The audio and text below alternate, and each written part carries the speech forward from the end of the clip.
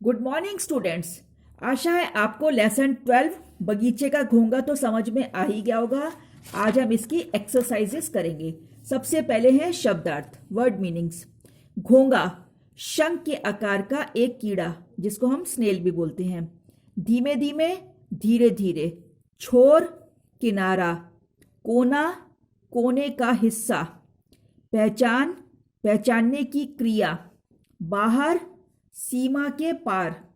दुनिया, दुनिया का मतलब है जगत। ढकेलना, ढकेलना का मतलब गिराना। छेद, बिल जिसको हम सुराख भी बोलते हैं। घुसना, अंदर जाना। सचमुच, वास्तव में। अद्भुत, अनोखा। चकराना, चक्कर आना। वास्तव, सत्य। अब है मौखिक उत्तर दो। ये आपको कॉपी में करने हैं, शब्दार्थ भी कॉपी में करने हैं। घोंगा कहाँ रहता था? घोंगा बगीचे में रहता था। बगीचा कैसा था? बगीचा बहुत छोटा और सुंदर था। घोंगे ने अपनी सारी जिंदगी कहाँ बिताई? घोंगे ने अपनी सारी जिंदगी बगीचे में बिताई। घोंगा किस जगह से अच्छी तरह वाकिफ था? घोंगा बगीचे के कोने कोने से वाकिफ था, मतलब उसको बगीचे के हर कोने की जानकारी थी। घोंगा कभी कभी क्या सोचता था? घोंगा कभी कभी सोचता था कि बगीचे के बाहर क्या होगा। घोंगे ने अपना सामान किस में बांधा? घोंगे ने अपना सामान शंख में बांधा। घोंगे ने बड़ा सा पत्थर को क्या समझा? घोंगे ने बड़े से पत्थर को पहाड़ समझा। इसके बाद है लिखित। सही उत्तर पर सही का चिन्ह लगाओ। ये आपको बुक में ही करना है। का घोंगा रहता था, इसमें 4 ऑप्शन दिए हैं। पेड़ पर, बगीचे में, पानी में, घर में। तो कहाँ रहता था? बगीचे में। तो बगीचे में के आगे टिक लगाएंगे। घोंगा देखना चाहता था बाहरी दुनिया, सर्कस, फिल्म कि बड़ा घर। तो हम ये बाहरी दुनिया के आगे टिक करेंगे। इसके बाद है घोंगे को ढक दिया था। किसने ढक दिया था? रुमाल ने, सूखी भूरी पत्ती ने, कटोरी ने कि जूते ने? घोंगे को ढक दिया था सूखी भूरी पत्ती ने। इसके आगे हम टिक करेंगे। बड़ा पेड़ किसका था? खजूर का, गुलाब का, नारियल का, पीपल का? किसका था? खजूर का। तो खजूर का के आगे टिक करेंगे। अब है तीसरा, रिक्त स्थानों की पूर्ति करो। का एक बगीचे में एक डैश रहता था। कौन रहता था? घोंगा। तो यहां पे आएगा एक बगीचे में एक घोंगा रहता था। खा बगीचा बहुत डैश और डैश था। बगीचा बहुत छोटा और सुंदर था। गा बगीचा डैश छोड़ दिया। तो क्या आएगा? बगीचा पीछे छोड़ दिया। घा बगीचे की दीवार में एक डैश था। बगीचे की दीवार में एक छेद था। छेद आएगा। घोंगे ने अपनी जिंदगी में डैश बार चींटी देखी। यहां पर आएगा पहली। घोंगे ने अपनी जिंदगी में पहली बार चींटी देखी। घोंगे ने कभी डैश का पेड़ नहीं देखा था। घोंगे ने कभी खजूर का पेड़ नहीं देखा था। अच्छा, घोंगे ने तय कर लिया कि अब तो वह इस डैश में ही रहेगा। घोंगे ने तय कर लिया कि वह अब इस दुनिया में ही रहेगा। सही या गलत लिखो। इसमें जो सही है उनके आगे सही लिखना है और जो कथन गलत है उनके आगे गलत लिखना है। घोंगा बगीचे में रहता था। सही है। बगीचे की दीवार टूटी हुई थी। गलत।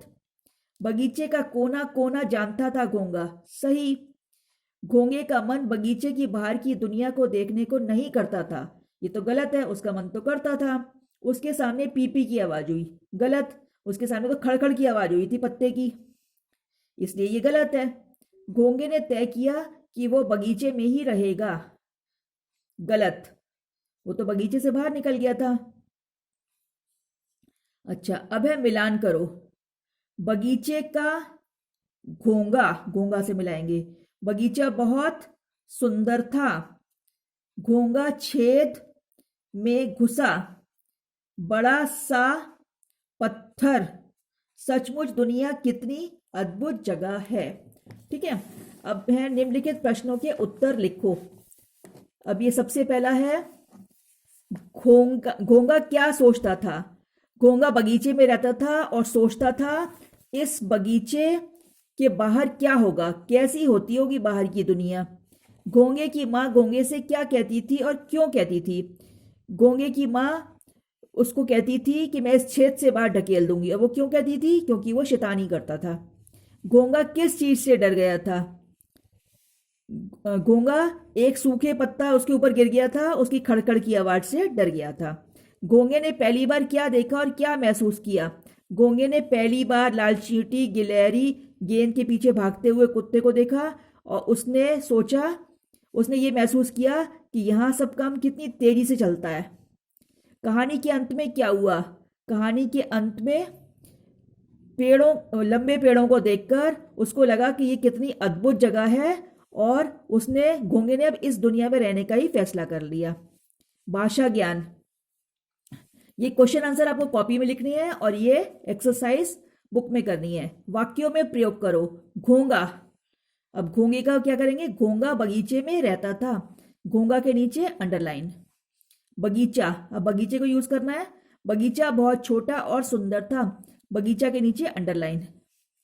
छोर, घोंगे को बगीचे के एक छोर से दूसरे छोर तक जाने में 2 दिन लगते थे। अद्भुत, जादूगर ने अद्भुत खेल दिखाए। अब है समानार्थी शब्द। समानार्थी मतलब जिनका मीनिंग एक जैसा होता है, शब्दों का, दोनों शब्दों का, उसको कहते हैं समानार्थी। मतलब मीनिंग ही हो गया, वर्ड मीनिंग ही हो गया। बगीचा, बगीचा को हम बाग भी बोलते हैं, वाटिका भी बोलते हैं, उपवन भी बोलते हैं। समय, समय को बोलते हैं काल, वक्त, वेला। पहाड़, पहाड़ को बोलते हैं गिरी, पर्वत, शैल। दुनिया, दुनिया को हम बोलते हैं संसार, जग, विश्व। चीज, चीज को हम बोलते हैं वस्तु, पदार्थ, विषय। आंख, आंख को बोलते हैं नयन, लोचन, नेत्र। नीचे दिए वर्णों को सही क्रम में लगाकर शब्द लिखो। ड़ा, म, च, इसका क्या बनेगा? चमड़ा। हड़प, पहाड़। रजाबा, इसका सीधा करके बनेगा बाजार। और कादाफू, इसको सही क्रम में लगाने से बनेगा फुदक।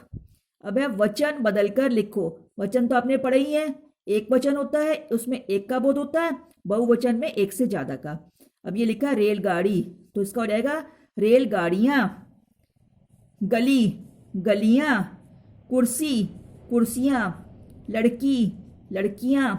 बिजली, बिजलियां। और परी का वचन बदल के बहुवचन क्या हो जाएगा? परियां। अब आपकी एक्सरसाइजेस और क्वेश्चन आंसर खत्म हो गए हैं। ये सब मैं आपको ऐप में भेज दूंगी होमवर्क में। Thank you.